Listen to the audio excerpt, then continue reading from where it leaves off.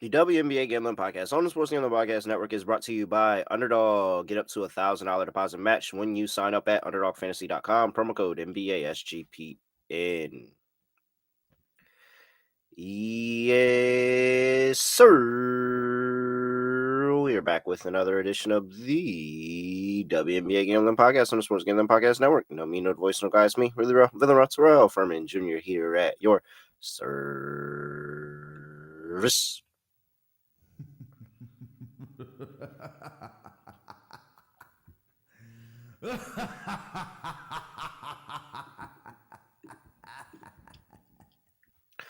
All right, Scott. I got it done last time out. Swept the board.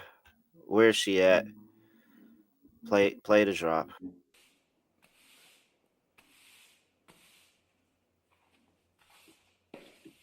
Beautiful, beautiful sound of just. It sounds like that person's sweeping like some kind of steps. It feels like, or like I feel like it's like a step, maybe a stoop, something like that. But beautiful sound there because the Atlanta Dream got it done. Never in doubt. Get the win over our New York Liberty, and then my Valkyries. Plus 170 in the first half on the money line. Thank you. Appreciate it. Never in doubt there. I have to tell people, I might have the Valkyries a tier too low. I think I'm down on them. I really do. I still have them in the third tier of a fringe playoff team. Maybe, maybe not. But they can beat the 4 teams in the tier above them. Maybe they need to jump one more. Just maybe. Because that Valkyries team is really, really, really, really, really good. Shout out to Tip Hayes for finally getting that 20-point game that I was looking for. It's nice to be here, right, Scott. What's going on? Scotty, beat me up. Surprise. Yeah, I got a new microphone, so that's something new. I think Okay. it sounds pretty good. I can't really Yeah. tell, but nobody's complaining about buzzing, so that counts as a step in the right direction, I guess. But Yep. can't complain. I've been busy watching some tennis because Wimbledon's going on. I'm going to ask you quick trivia question. Do you know which surface Wimbledon is played on? Grass. That is correct. Well done. Thank you. Well done. Thank you. There you go. So I was having a debate in my head about if it was grass or if it was just a green color and it was a hard surface. I didn't know which one it was, but I went with my gut instinct and said grass because when I hear Wimbledon, I just think white and grass. Yeah, it is grass. So well done. Does everybody still wear white? Yes. It's the very pretentious royal family one in London. Okay. So, Okay. Yeah. Because I heard that, people had said, oh, well, everybody wears white to Wimbledon. And I always wondered, well, what if I didn't wear white? Would somebody be upset? Like, would they not let me play because I didn't wear white? Like, what if I chose not to wear white? they would riot. I feel like there would probably be like a really, really loud like outrage. Like people would really, really be upset about it. And I really doesn't think it matters that much. It's a color. It'd be like Tiger Woods when Tiger Woods wears red the final day. Like, what if I just wanted to come out wearing red? Like, Well, that actually did upset. happen. That happened a couple of years ago. Where you ever hear of the guy Nick Kyrgios? That name sound familiar to you at all? Yeah, it does actually. Okay, so he's viewed as like the bad boy of tennis who like doesn't really have the right attitude, quote unquote. So he was in the championship match of Mhm, Wimbledon, and he lost the match. The match was over, mhm. and he puts on a red hat, and people lost their mind. And I'm like, really? After the match is over, you're mad that he puts on a red hat? Okay, sure. So that was the controversy that happened. Yeah, they'd be mad at me, the guy in the all white party that's not wearing all white. Be really, I've never really. been invited to the Reuben party, so I can't Ah. say that I saw you there. There's not other white parties. Well, I'm Oh, gonna yeah. ask though, because I never actually thought about it until now. I don't know how old Reuben is. Is the White Chicks White Party based off Reuben? Or is that just a pure coincidence? No, I think that's just a coincidence. Pure But coincidence? Okay. I will admit, I have never seen White Chicks. Really? That's a classic. I The Wayne's Brothers I classic. I just didn't feel comfortable watching the movie. I mean, it didn't resonate with me. I will say that. There's a lot of people on both demographics, Scott, that love that movie, and it just didn't resonate with me. And I just couldn't get through it. I couldn't get through it. So, which part of it bothered you? Was it the acting like a woman, or was it dressing up like a white woman? Because you could argue that's the Wayne's Brothers like most famous movie. right or wrong. That's one of their most famous movies. Yeah, I think it is one of their most famous movies, and it didn't hit with me. And this feels like the conversation. I don't know if you saw that episode of Family Guy where they're like about to drown in the safe, and It he said, insists upon itself. That's what you're "Yes, saying. I feel like it insists upon itself." Like I feel like it insists upon itself. I don't know. I don't know how to explain it. It's just, it's very annoying. No, I've never seen the movie. I've never seen the movie. I mean, I can't believe you have not at least tried to sit through that movie.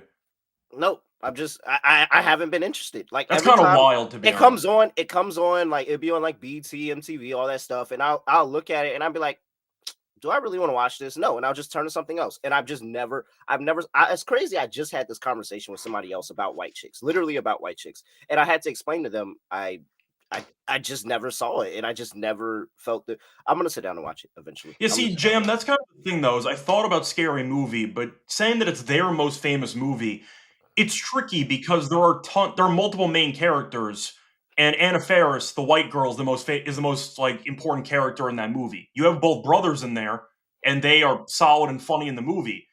But I feel like White Chicks is different because they are clearly the main characters. So it's kind of their movie because they carry it.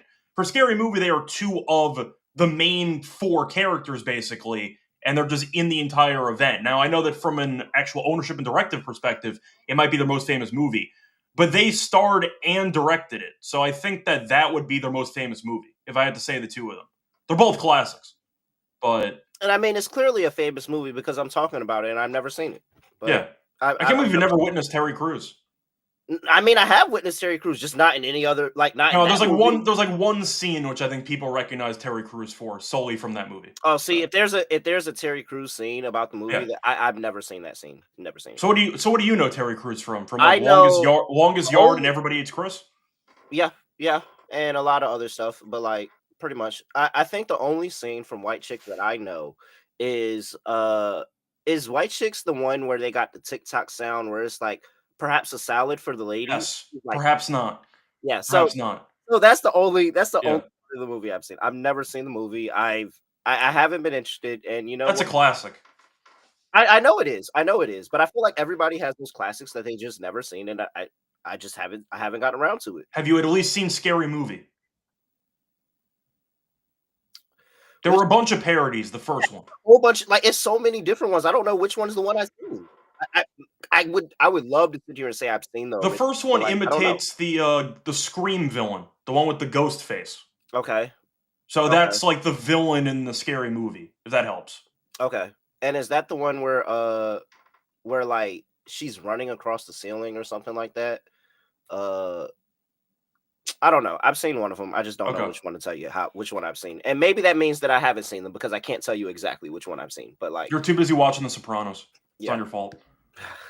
But I do want to ask, by the way, just to actually bring up a question in the comment section. Somebody doesn't really understand the difference between the Commissioner's Cup and what's actually happening later on. So just to explain, the Commissioner's Cup is basically the in-season tournament of the NBA.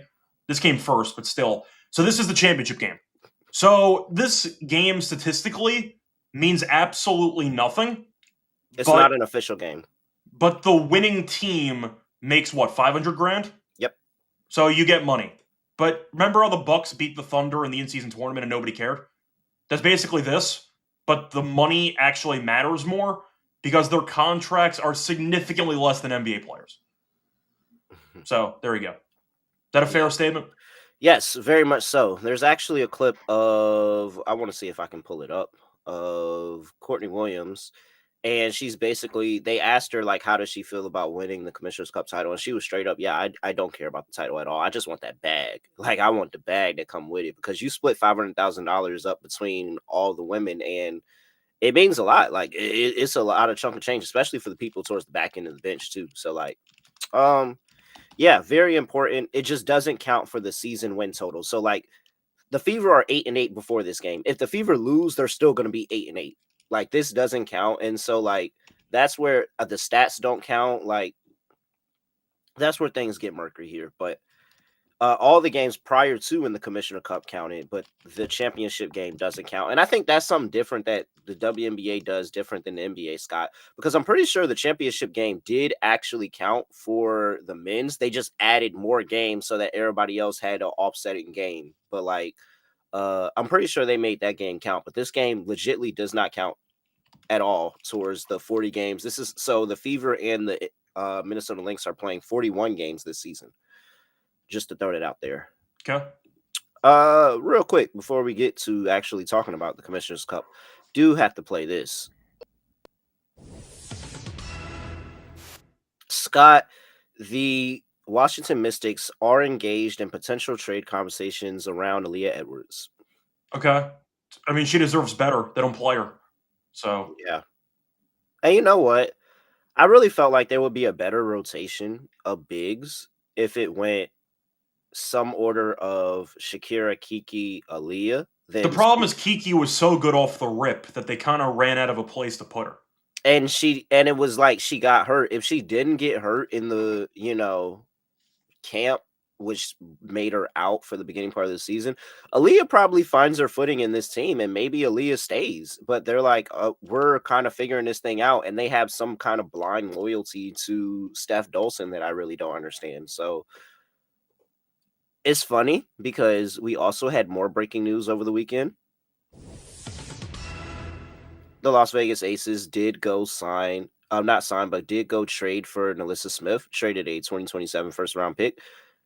This probably would have been somebody that would have been on their radar for a first round pick, Aaliyah Edwards, if she was available, but it seems like now she's available. So we'll see Do you if they think can. Melissa's worth a first round pick? I know that it's different for the W because the Aces are usually in the back end of the draft, and this is a couple years down the road. Is she worth a first round pick? Because Melissa's been in multiple, I'd say, environments over the last year or so, and it feels like either she's never happy or the team's never happy. I'm kind of surprised she went for a first. I think that one, she was happy in Dallas, and I think that it just wasn't working, That's what I'm and saying. It they just wanted to get bigger. Like she was a little bit smaller of a big, and so they wanted to get bigger and have an actual center in the game rather than two forwards. And I just don't so know if Dallas had any leverage. The team sucked, clearly wasn't working out with her there. yeah, I'm and they just wanted to get surprised they more got a picks. first out of it. They wanted to get more picks, and they wanted to buy into the youth movement. And Yeah. this proved to me that this is going to be a couple years long rebuild for the Dallas Wings, whereas the Aces are trying to get something Mhm. new, some type of spark right now, like I, some I, type get, I of get the spark right move for both teams. I'm just surprised she went for a first round pick no, based on I think a first round pick is.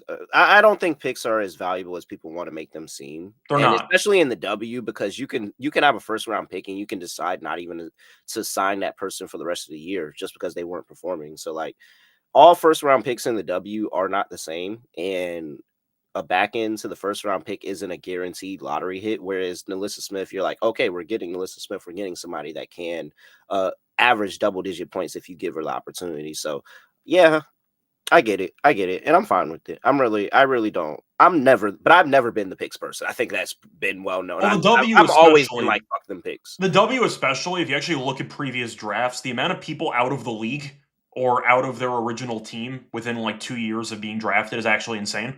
So keep that in mind too. Before we actually get into the game, I do see a comment asking us to talk Yep. about the Yep. expansion I teams. was just about to go ahead and get into that one more You had some time. inside information about this a couple weeks ago, which you told me about. But Yes, I did. So there are, and I haven't seen this actually get out, so I'm probably breaking more information. And it seems like the bid didn't go their way, or if it did go their way, is still yet to be announced. But there's a number of cities that have been bidding very, very heavily to go get a WNBA team. The WNBA just announced three more teams that will be announced, starting over the next 5 years. You've got Cleveland, Detroit, and Philadelphia.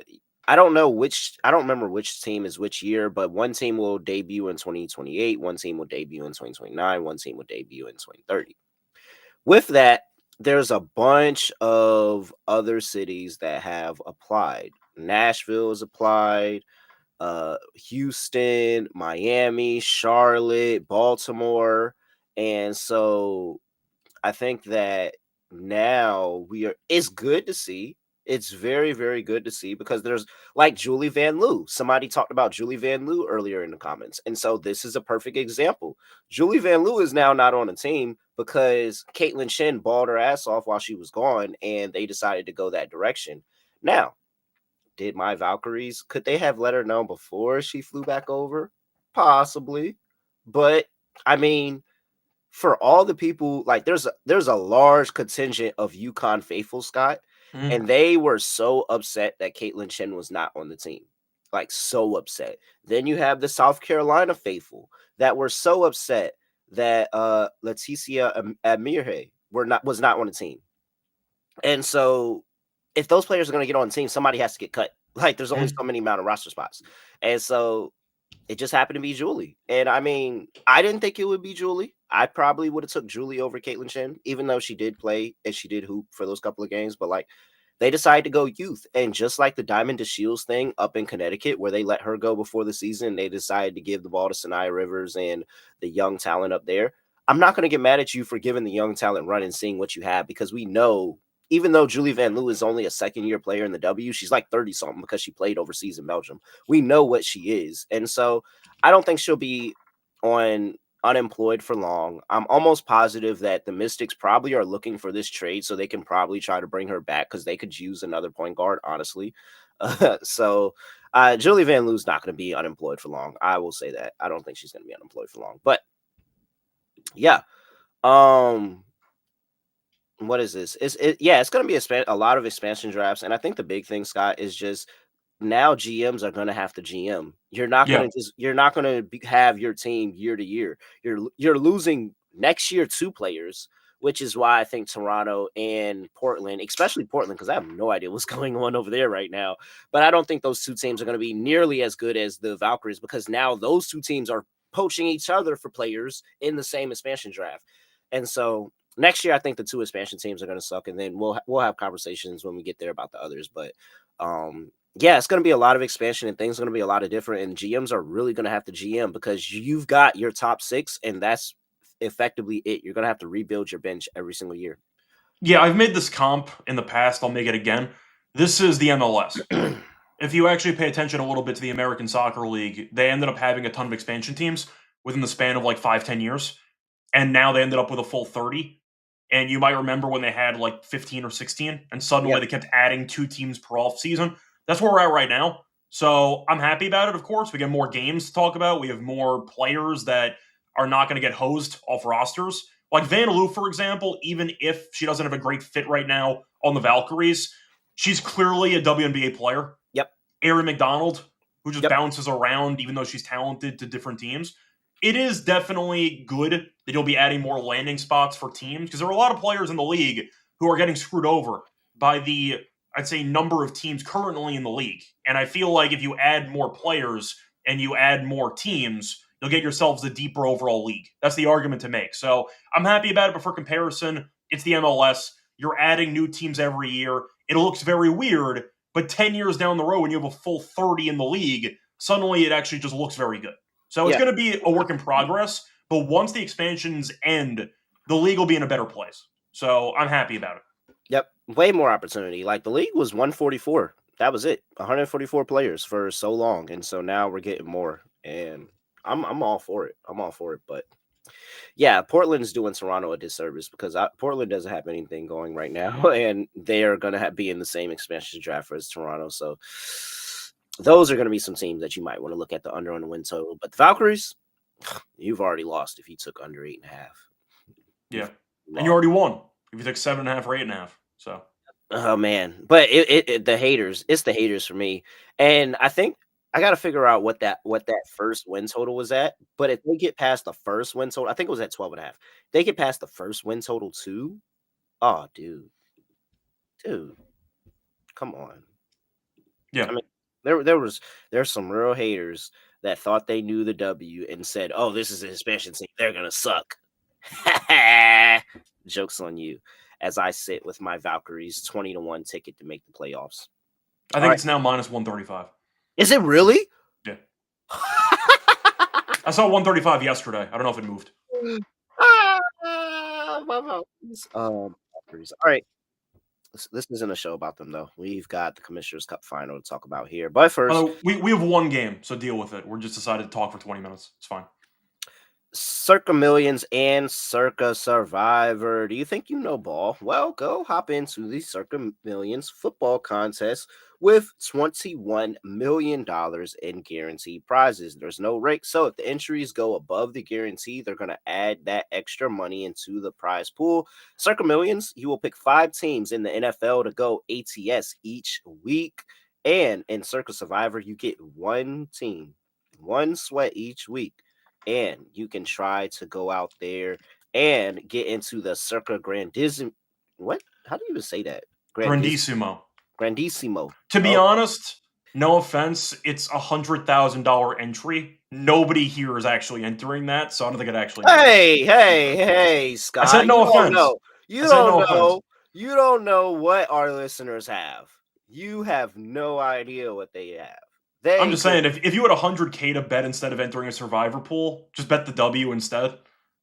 You can just make more money that way. Just throwing it out there. You But don't know. Somebody that might not be anything to one of our listeners. One of our listeners might be like a multi-millionaire where $100,000 is just like whatever. a So 100K enter for survivor. All yes, right, they might sure. be able. They might. We don't know. We don't know. Somebody might have it like that. That Just feels like, that feels extremely negative EV. That's all I'm gonna say. That feels like a very, very bold strategy. I'm just gonna throw that out there. oh my gosh! All right, you must register in person at Circus Sportsbook in Nevada. So it's a good chance to get a free trip to Vegas. Go over there, register in person, or you can sign up in Nevada and play anywhere with the help of SGPN's official proxy. Go to footballcontest.com. Use promo code SGP to get $50 off your proxy fee. We're also brought to you by MyBookie.ag, your place to bet every single sport, including the MLB, WNBA, golf, and your football futures. They accept a ton of customers from a whole bunch of different locations, so easy deposit and get lightning fast payouts with cryptocurrency. Head over to mybookie.ag, promo code SGPN for 100% deposit match up to $1,000. Terms, conditions apply. That's mybookie.ag, promo code SGPN. Yes, it is $100,000 entry into the contest. It is I'm rooting very. for you if you enter it, but spoiler, I will not be entering that contest. So I mean, maybe Derek has a lot of, Derek is a multimillionaire, so he probably has a bunch of friends that is for, and that's for you can his friends. use the SGPN discount code to knock it down to 99.5. No, like I'm not entering that. They give you a hat though if you enter. So there you go. You get some like merch.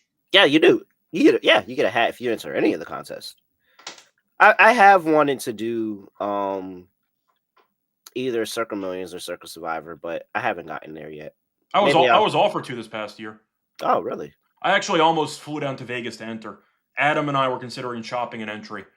But to be honest, I really was not interested in putting up like $1,000 for a survivor contest, so I just didn't do it. It's just not for me. But it's like if we win, we're done. We are I mean, yes, there done. are also you can find a bunch of survivor contests that are cheaper that still have massive prize pools. It's mostly just saying I entered Circa, I went to Vegas. Yep. That's kind of the appeal to it, but I don't know. It just wasn't really for me. But I could have went to Vegas. That was kind of the flaw of my logic there. I just missed out on a Vegas trip, but it's fine. Yeah, I I'll go missed back out on later. a Vegas trip. It's 100 degrees there. Like it's fine. I'll go another time. Oh, that's way too hot. It's hot. It's 100 degrees here in Virginia, so I know it's bad in Vegas. I played tennis yesterday in like 90. It was not a fun time. Oh dear God.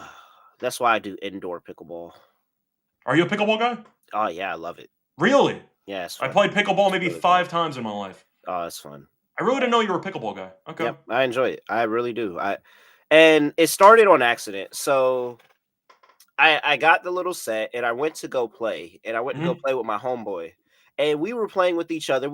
I TikTok the rules, and I understood the game a little bit. So we were playing with each other. And then it was these two old ladies, and they said, "Hey, would you like to play doubles?" And we said, "Cool." Like, fine. It's a friendly game. When I said when I say these two old ladies had us running from sideline to sideline, Mhm. drenched in sweat. They not even I'm talking about after the game, they got their cute little water bottle. Y'all ready for another one? And I'm over here like, and it's just because they knew how to play the game. And It's all about they angles. knew how to get the angles, and they Yeah. knew how to play the game, and they made us run. Oh my God. It was so bad that at one point they said, maybe we should split up and you should go with one of us and one of I was like, That oh my happens. Yeah. God, they just gave us a sympathy. Oh, and at that point I was locked in. At that point I was locked in. I said I'm never gonna let that happen again. It was really like, oh dude, I'm talking about at least they were old. My And mom they my they mom were is old. very big into pickleball. She has, like, an actual, like, duper ranking, so she actually, like, plays in leagues and stuff. So occasionally I would, like, go with her to play, but I haven't gone in a while. Oh yeah, she would have had me sideline to sideline. It was bad, man. And I was like, oh my God. And I don't think I'm that good. I've played 3 times, but the point is that I played a bit of tennis, so I'm kind of like in ping pong, so I can make it up on the fly. yeah. So, And because I had a little bit of a tennis background too, I was like, okay, I get it. But like I just had to like change my thought of the game. Like I couldn't kill the ball, but like I don't know. It was just like no matter how I hit it, she always had the angle and was able to. I was just like, oh my God. It was a horrible experience that made me love the sport. yep. All right, let's get into it. One game on the slate, Commissioner's Cup final. Minnesota Lynx are at home as the high seed here, laying 6.5. Opened up at 4.5. Up against the Indiana Fever on the road. 164.5 is the total here. So tonight we do not have an update on Caitlin Clark. She is still questionable to play. I will go ahead and read off of this trend that I realized, Scott. So when I looked at Underdog, I saw them say something very weird about Caitlin Clark's status yesterday. They said that she partially practiced. Have you ever heard that when they say, yeah, partially practiced on Monday? I've heard it, but I don't know what that even means. Like, if you show up for shoot around, does that count as part of practice? Exactly. And so I was curious on how often partially practice was used by Underdog because I follow Underdog. I've followed them for years. Company man, as some would say. And so I was like, how many times do they say partially? Well, I went and searched Underdog's X. They only said it 3 times, and they were all this year. And it was all in regards to the fever. The first 2 times were Sophie Cunningham when she was working her way back from her ankle injury. And they said that she partially practiced on this day. Both of those 2 times that she partially practiced, she did not play in that game late the next day. And that's exactly the same time frame that Caitlin Clark is on, where she partially practiced yesterday, and we'll see if she plays today. So if they go on the same timeline that the Fever did and Steph White did with Sophie Cunningham, where she partially practiced but didn't log a full practice, you can make a pretty good inference that Caitlin Clark is not going to play because Sophie Cunningham didn't play in those 2 games. Not saying that that's going to happen. They're 2 different players. They may treat her differently, but I'm just saying here's the facts that this season there have been 2 instances where Sophie Cunningham partially practiced and she did not play in the game the following day. So let's see what happens with Caitlin Clark. I personally, Scott, don't think she's going to play. I think that they're going to save her, keep her warm, and hopefully make this a long game of trying to keep her right for the rest of the season. With that being said, even if she does play, that means that she's playing hurt and she's still not all the way there, and she's just muscling up trying to get the 500K for her teammates. And with that being said, I think it's still Lynx regardless. I The like the Lynx, Lynx anyway. the Lynx defense is too good. At home, they are effectively lights out. They've only allowed 80 points per game once this season, ironically, to the Dallas Wings. And I just don't think that the Indiana offense, where they've had a couple of good games on the road here against the Wings, against the Storm, who are actually both towards the bottom of the league in defense this year. And I think it's a different mindset going on the road in Minnesota to a rocking environment, a fan base that feels slighted, a team that feels slighted, another opportunity for them to just kind of stick it to the W yet again and showcase their dominance because that's what they want to be. They want to be referred to as the best team in the league, and it's always been Liberty. It's been Liberty since that finals. It's been Liberty, Liberty, Liberty. That's all anybody's been talking about. And so I think that they're 100% locked into this game. I think offensively, they haven't missed a beat. They look really good offensively against the Atlanta Dream. They looked really good offensively against the Connecticut Sun in what was supposed to be a letdown spot or something like that for them. And they did what we thought and completely destroyed them. And so I think all of this is getting them ready for this moment. And they're about to just go out there and play some of the highest form of playoff basketball. And I just don't know if the Fever are going to be able to keep up, especially not defensively, because the Fever still have question marks defensively, and the Minnesota Lynx at home have been lights out. So I don't think the Fever are going to be able to score here. I really don't. And I think the Lynx are just going to be able to pull away from this game really comfortably. So I'm on the Minnesota Lynx. I think they're going to get it done. Yeah, I'm on the Lynx anyway. The fact is, I remember in previous years when the Liberty were in it against the Lynx, they played it in Englewood. So it was a neutral court that wasn't actually the or maybe it wasn't Englewood. I'm trying to remember where they actually played it. What the hell's the name of the Wait, what'd you place? say? Oh, last I'm year's Commissioner Cup? last year it was Oh in yeah, New York. it was somewhere like it was I forgot somewhere the name weird. though. It was by Belmont. I forgot the name. It Yeah, was the yeah. Islanders Arena. Yeah, it was. Yeah, you said it was the old Islanders arena. I didn't know where it No, it was the was, new but you knew Islanders where it was. Arena. Oh, it's the new one? Okay. I guess my bad. It was Elmont. I said Englewood. The point is, it was in Okay. Elmont, so it wasn't actually a home game, but it was in the home state of the Liberty. This is actually a home game, so this is not going to be a neutral site like it has been in previous iterations. This is a home game for the Lynx, so I do think they'll look sharp. The Lynx have been very solid this season.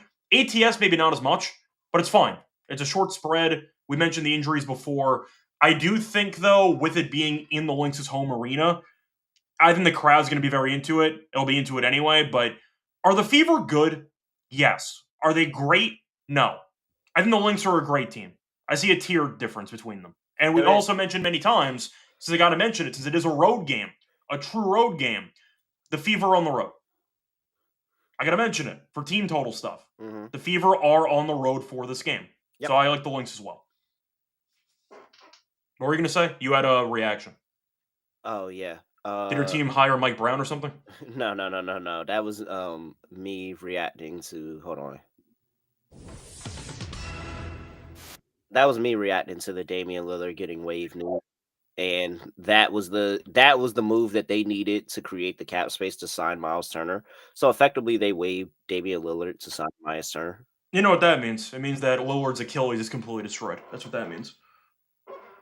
And Yeah. he's going to be out for the year anyway, but that's what that means. Yeah, because they just took a dead cap hit of $22.5 million until 2030. So they will be paying $22.5 million of their cap is gone now until 2030 for doing this. I can't imagine. It would be gross. What's the word I'm looking for, Scott? Negligence. Yeah. If it was not a better reason than he's not going to be any good when he comes back anymore. Yeah. They think he's basically washed. Yeah, it has to be, the Achilles injury has to be horrible, because if it's not, you look dumb. You look dumb. This is $22.5 million every year for the past for until 2030. This is like when Luol Deng was getting paid. You know what that means, by the way? What? It means either Giannis is leaving or he's the most loyal player of all time. Because this team's going nowhere for a while. They got nothing. They have no draft picks either. This team's screwed. Well, let's just go ahead and Giannis, according to Chris Haynes, Giannis is not pleased with the Bucks' decision in waiving Dave. Yeah, no shit. They're paying Miles Turner $26 million a year. Of course he's pissed. Shit.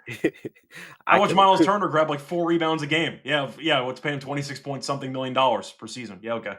I mean, what's Milwaukee supposed to do, though? I mean, you paid Middleton. You traded him away for Kuzma. That was awful. You traded for Lillard. He did nothing with you, and then he got injured. You signed Miles Turner. And a reminder, they extended the GM midway through the Pacers series in the first round. Yeah, this organization is in shambles. So I think Giannis will be on a new team at some point in the next few years. Man. All right. Back to the game we're talking about here. Total 164.5. Scott, give me the under. I don't think Indiana's going to do their part of scoring. I prefer Indiana team total under. I got it at 80. That's why I brought up the road game angle, because it is a road game for Indiana. Yep, 2-6 this season are the Indiana Fever to their team total on the road this season. They are coming off of 2 straight wins. However, they come against the Seattle Storm and the Dallas Wings, who rank, believe it or not, 9th and 10th respectively in the WNBA in terms of opponents' points per game. Seattle Storm actually have not been that defensive juggernaut that we've known them to be in years past. They've allowed a lot of scoring. They've just been able to do a lot of scoring on their own part. But Now you're going up against the number one defense. The number one defense. And it's in their full strength. And I think that's the thing that's really concerning is that they're at full strength here. Yes, Carly Samuelson is out. And I didn't mention that, but Carly Samuelson is out. Mm. But I mean, that doesn't really move the needle for me. But it's more of now you have Jessica Shepard, who is such a very good rebounder and big for them coming off of the bench. So they can really dominate the big minutes off of the bench. And then all the starters are back. Like this team is fully here. Nafisa Collier looks back from the injury and she looks great. It's too much. It's too much. And the only reason I'm afraid if this goes over is if the Lynx just absolutely just completely destroy them. I think that Indiana will have some pride as a defense and not let the Lynx go out there and score 95 points or something like that. But I just still don't think that the Fever are going to be able to do much to add to this total. And again, I got 80.5. It's at 79.5 right now. The Minnesota Lynx have only allowed one team to go over that at home this season. That was the Dallas Wings. So I That don't was think they're not going to the be able team to I would score. have guessed, by the way. That was not the It team I was. had in mind. It was Yeah. the Dallas Wings. It was that second game, their first home game, I believe it was actually, but it was the second time they played them already. And so the Wings squeaked over, and it was still Lynx for majority of the game, but they did let the Wings squeak over. But nobody else has been able to come to their to get to 80 points on them. So yeah, I like the team total under more for the Indiana Fever than the full game under. But if you have a gun in my head, of course, under 167.5. Yeah, I'm with you. You see 167? I thought I saw 164. I'm sorry, 164.5. I read the Okay. opening number, not the closing one. Yeah, the line keeps dropping because I think people are expecting Caitlin to maybe not play. And on Mhm. top of that, it is a championship game, quote unquote. So you might see a Playoff bit of low atmosphere. scoring. The problem is in past years, the games have gone over. So that really Yeah. hasn't mattered that much. So that might be misleading. But I don't know if Caitlin's going to play. You could argue that for the money aspect, for the 500K, maybe she tries to suit up to be a quote unquote good teammate. Because this game record wise doesn't count. It's solely for the money. So Caitlin maybe tries to play. I like her unders in the game because I don't think she's actually healthy at all. So I think it's pretty telling that for a game of this magnitude, in terms of salary, Caitlin is still not guaranteed to play, and she's half practicing, quarter practicing, whatever. She's clearly not right. So it might be a situation where people overreact to the injury news for her, when in reality, she has been really bad lately because she's playing through injury, and she might be trying to suck it up and play again. But against this team, defensively, with her being a pretty bad defender in the first place, if she's injured now, oh, they're going to scheme her in every single defensive set. The Lynx are going to go at her if she plays. So I could see that being a problem for Indiana if Clark does play, which is why I do like the Lynx anyway. You know this. They have an elite coach. They Mhm. are going to get Caitlin in every pick and roll, and they're going to torture the entire game. Yeah. Yeah. So that's the approach. It's better if she doesn't play. It really is. And I hate to say it, but I think it's better if she doesn't play because if she's not there offensively, she's going to be a liability on defense. And she's already not a great defender anyway, but this would make it worse. Yeah. So All right. Man, oh man. Oh, let's see here. Player props.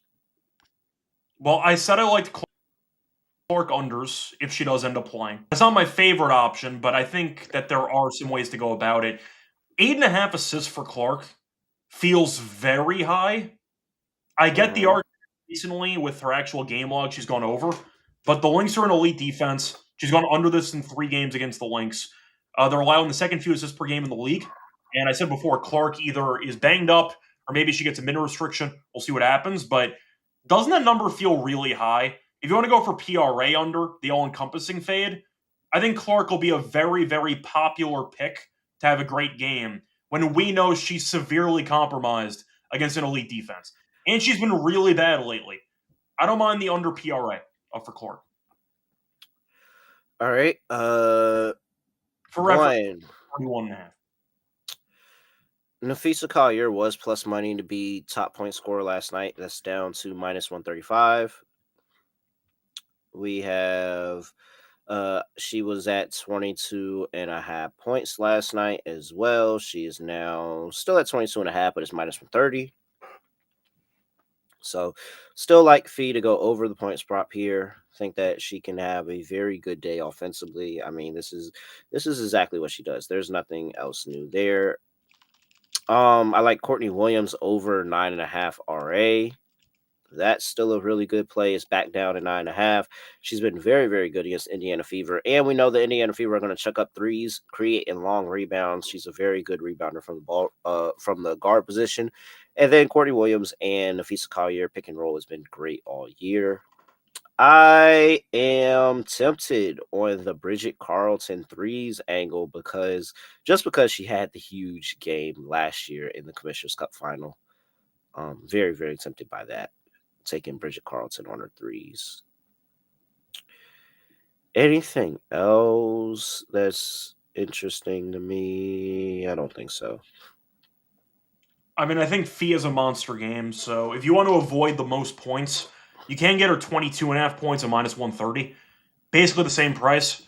If she's going to go over for the points, she will lead the game in points. I'd rather just take the points number, honestly, instead of sweating out if anybody on the Fever, Aaliyah Boston has a monster game, etc. Kelsey Mhm. Mitchell. I'd rather just take the points. So I'll go with the, once again, Nafisa regular points at 22.5. Basically the same price. Do I want to go for her rebounds as well? But do I think Fee puts on a masterclass game? It's possible. Her rebounds are at 9.5. They have not been good lately. So I think I'll pass on the rebounds. But the assists are at 3.5. I can be talked into that. She has had at least 4 assists in 7 of the last 9 games. That could be interesting.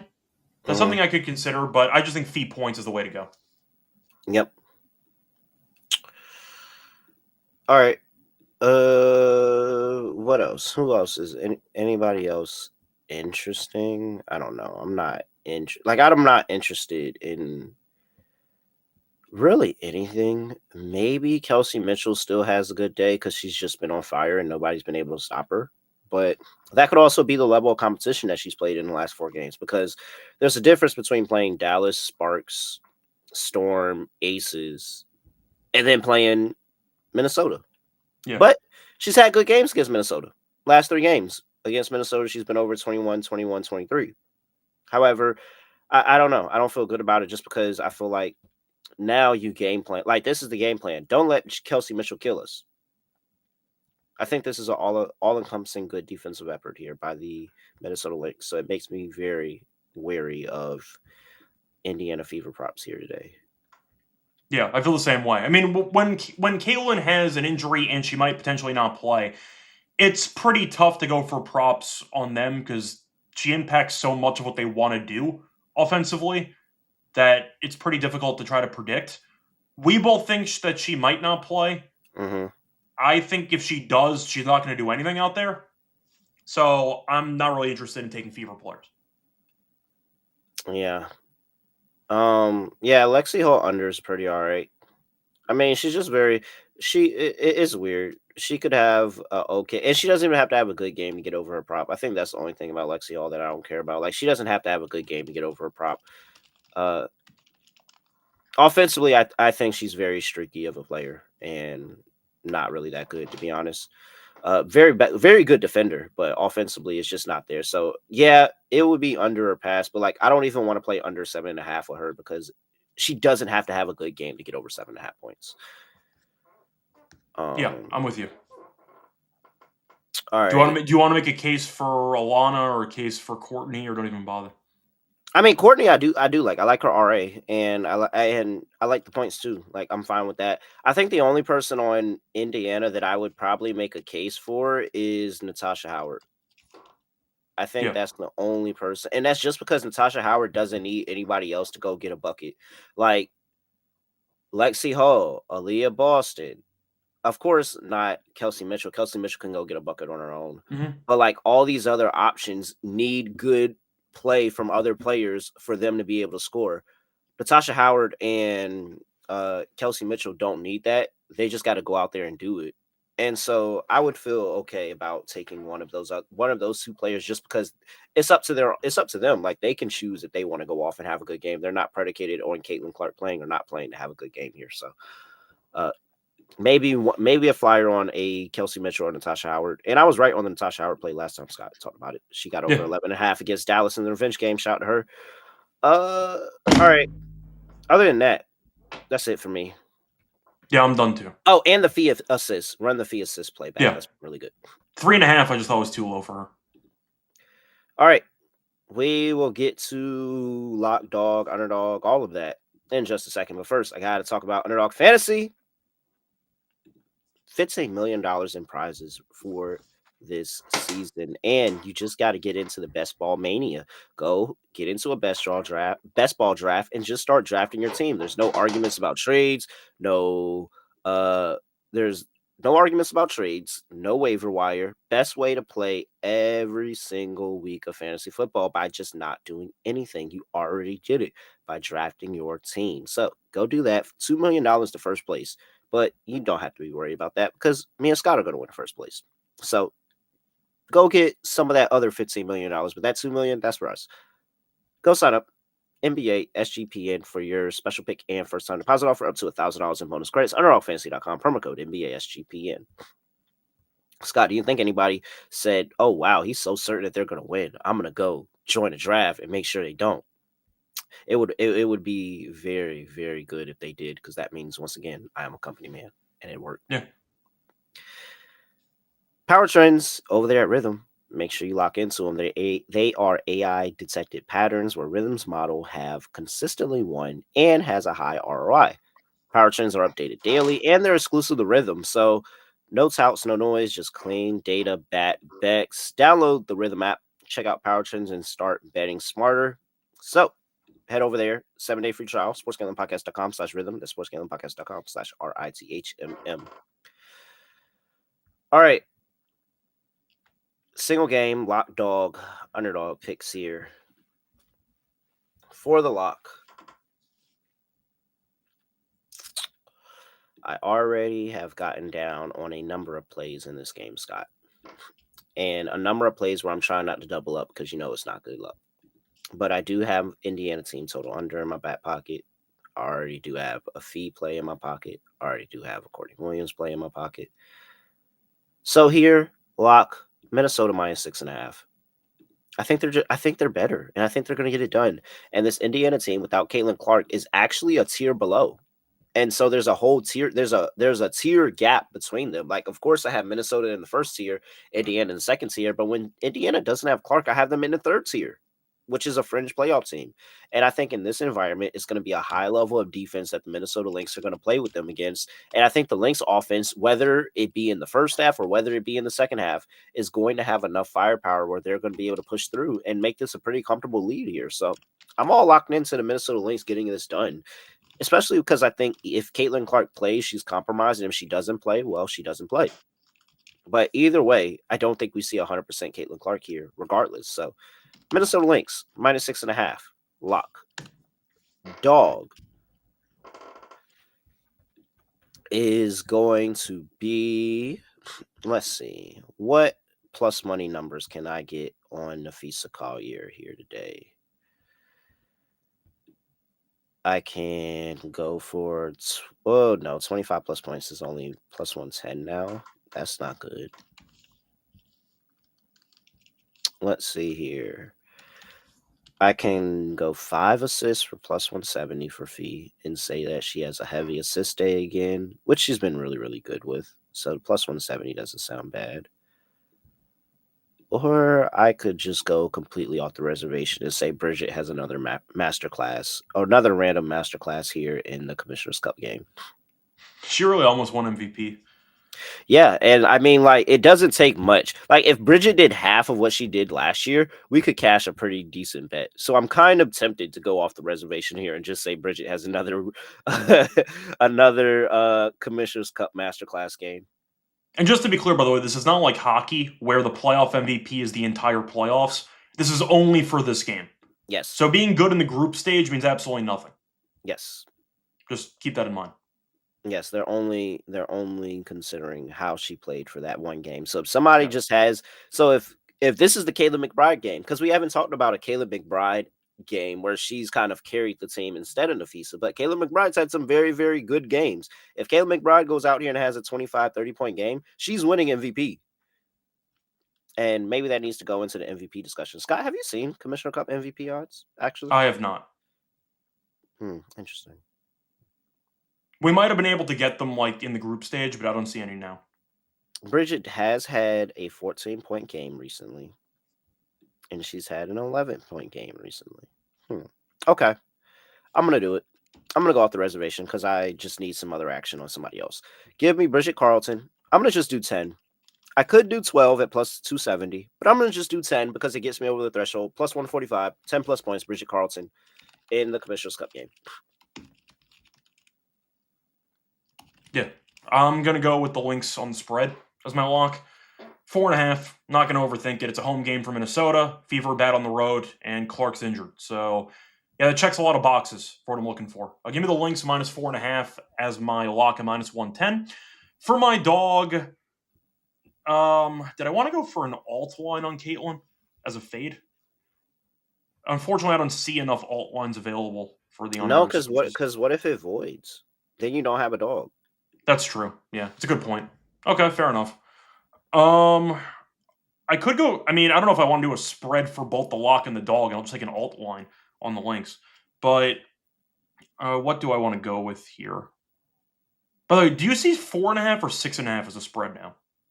It's 6.5. It is 6.5. Okay, so I'll fix that. Give me the Lynx minus 6.5 as my lock at minus 110. Same play, but I don't want to take a number that doesn't exist anymore. So I'll take that as my lock. For my dog, it's probably going to be a player performance double if I had to go for something. Yeah, I can't do the halftime, full time, top point score. Okay, you know what? I'll go with something a bit different. I'll pick the Fee Masterclass game. Give me Fee to score 3+ points in every quarter at plus 165. Why not? Plus 165. I mean, why not? There's a lot of money on the line. She's going to play a lot of minutes. Only 3? 3+ in every quarter. Plus 165. That's on FanDuel, by the way. Why would she have a 2-point quarter? I don't. Yeah. Well, the question would be minutes. If there's one quarter where she plays like 5 minutes, but that's not going to happen. Yeah. So there you go. Yeah. That's my dog. Okay. I like it. Not bad, Scott. Wow. We're just breaking news left, right, up and down here. Let's see here. The Nuggets have completed a trade where they've traded Dario Saric to the Kings to get Jonas Valanciunas. So they now have a backup big. The Nuggets have quietly had the best offseason out of anybody. I have been a big fan of their offseason. So they are probably back into the title picture. Yeah, I agree. They have a backup big. They brought Bruce Brown back as long as he's healthy. And then they made an amazing trade for Cam Johnson. I mean, an amazing upgrade. I mean, light years upgrade of Cam Johnson over Michael Porter Jr.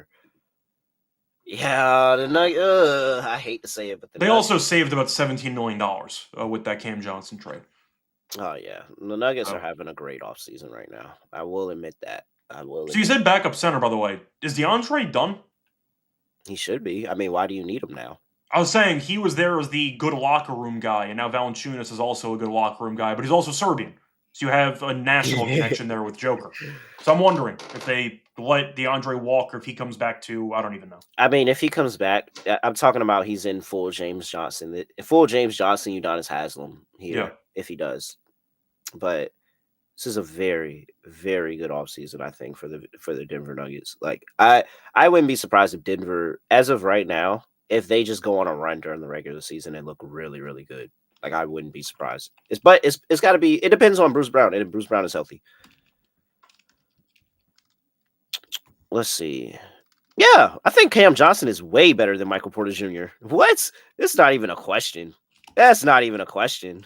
10 times out of 10. I think he's so much better than Michael Porter Jr.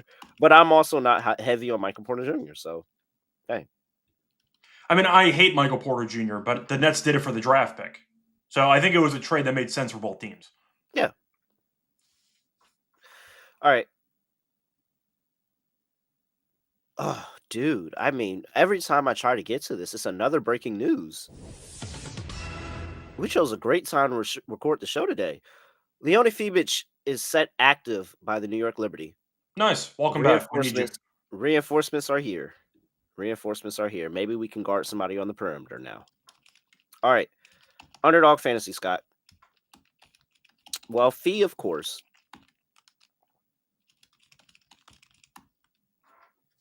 Yeah. 0.91 for 22 and a half. Can we do 20? Can we do 26 and a half points and assists Yeah, I'm instead of fine with that. 22 and a half points? There we go. I just wanted to get a solid number instead of the 0.91. And I feel good about the assists. She's been really, really good with that.